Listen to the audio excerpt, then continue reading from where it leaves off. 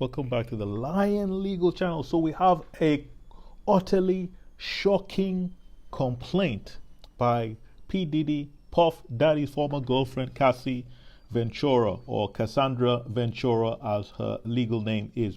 So unlike other YouTube channels which will simply give you a headline, I've actually read the court document called the complaint, which details the shocking allegations against P. Diddy. And I can tell you,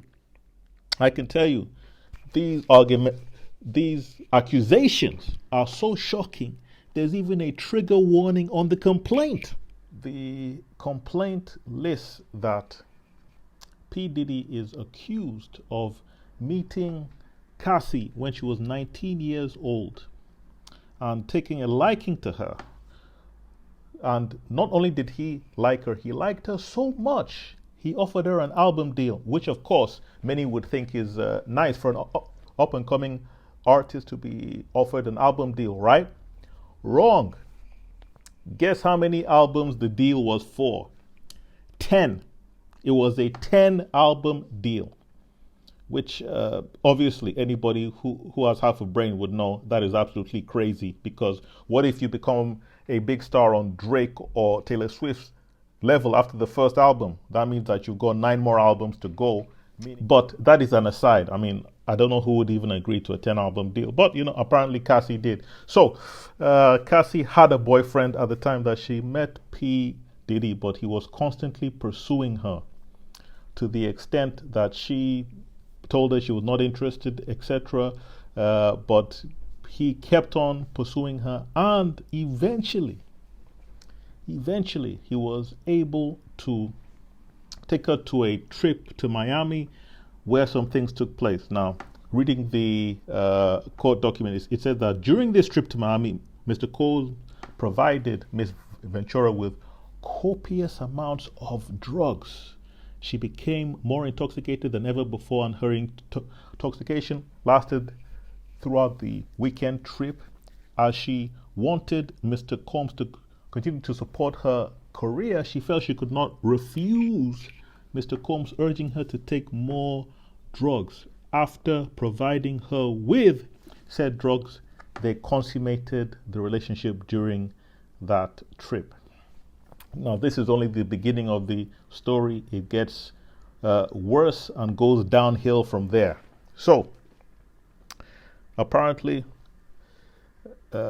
Puff Daddy then bought her several apartments around New York and also California over the next decade or so. But there were also several allegations of abuse.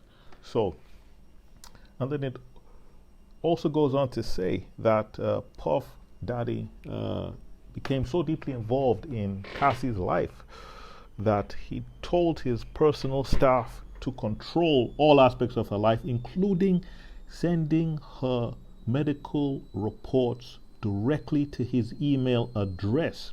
For instance, when Cassie was experiencing memory loss, potentially due to excessive drug use or head injuries from Puff Daddy's beatings, when he hit her, her MRI results were provided directly to P. Diddy, right from Cassie's doctors, which is highly unusual, especially if you're not dealing with a married couple. And then there's another allegation made that there was an exchange between Cassie and P. Diddy, and the complaint goes as another example of the ways in which he manipulated Miss Ventura and ensured obedience. Early on in their relationship, he asked Miss Ventura what she called her grandfather. She responded, she called her grandfather Pop Pop, and then P. Diddy perversely insisted that Cassie refer to him with that nickname, which is very weird and strange. So it goes on to say that when Cassie was speaking to a music manager at a party in Los Angeles in 2009, she thought that P. Diddy would be happy that she's trying to further her career.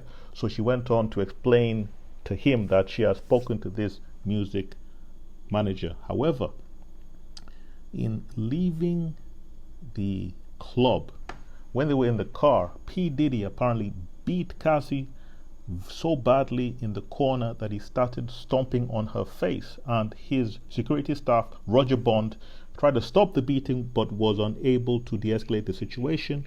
And when the car arrived at P. Diddy's residence, Cassie attempted to run away, but P. Diddy followed her and proceeded to again kick her in the face, and she started to bleed profusely and was ushered into his house. It goes on to say that she was actually given a suite at the London hotel in Los Angeles, where she was told to stay there for a week because the beating apparently was so bad. And it also stated that things took another turn for the worse, if you can imagine that, when P. Diddy said that he was interested in voyeurism and asked her to take on another partner while he watched and apparently filmed. Now, these allegations are incredibly detailed and are what P. Diddy apparently referred to as a freak off, or FO for short. Now, I'm not going to go into the details, but apparently additional people were invited into the entourage of the relationship and were asked to do things and partake in things, which P. Diddy and Cassie also partook in. Cassie said that that was against her will and under the influence of drugs, which the other male performers apparently were under the influence of as well. Crazy allegations, crazy allegations, yeah. And in addition to that, she also alleges that he was guilty of what I'll call for the YouTube algorithm grape, that he forced himself on Cassie against her will too. So there are a lot of allegations when you look at it, very serious allegations that again could not only be very serious civil allegations that could attract millions of dollars in the damages awards, but are also criminal allegations if they are true, which makes you wonder why this has not been filed in court yet, because if it's true, it certainly should be filed in a criminal court.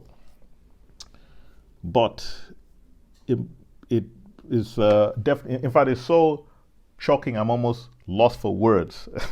This is not the kind of thing that you see every day coming out of the P. Diddy camp. Anyway, make sure to like, comment, and subscribe. And you definitely have to comment given how crazy these allegations are.